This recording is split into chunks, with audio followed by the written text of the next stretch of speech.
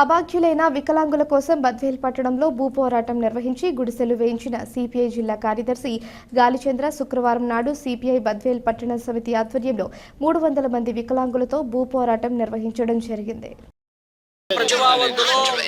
అనేక పర్యాయాలు ఇంటి స్థలం కోసం అధికారులకు విన్నవించినా స్పందించకపోవడంతో కళ్ళ ముందరే ఇవాళ టిట్కో ఇళ్లకు కేటాయించబడినటువంటి స్థలం అన్యాక్రాంతం అవుతున్నటువంటి నేపథ్యంలో విభిన్న ప్రతిభావంతులంతా ఏకతాటిపైకి వచ్చి ఇవాళ ప్రత్యక్ష భూ పోరాటానికి శ్రీకారం చుట్టిన నేపథ్యంలో భారత కమ్యూనిస్టు పార్టీ సిపిఐ వారికి సంపూర్ణమైనటువంటి మద్దతును సంఘీభావాన్ని ప్రత్యక్ష ఉద్యమంలో పాల్గొంటా ఉంది.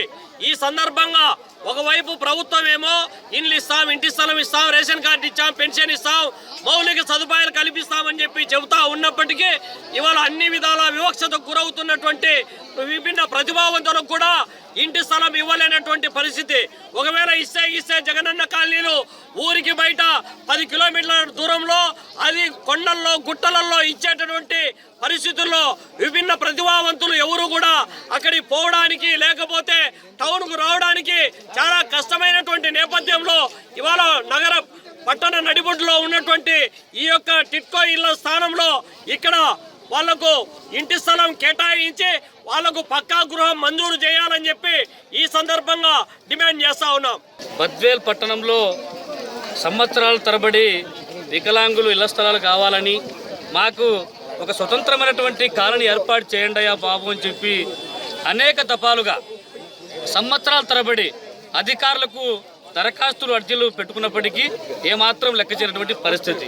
ఈరోజు సచివాలయాల్లో కూడా దాదాపు 250-300 దరఖాస్తులు చేసుకుంటే ఒక్క పట్టా కూడా ఇచ్చినటువంటి దాఖలాలు లేవు.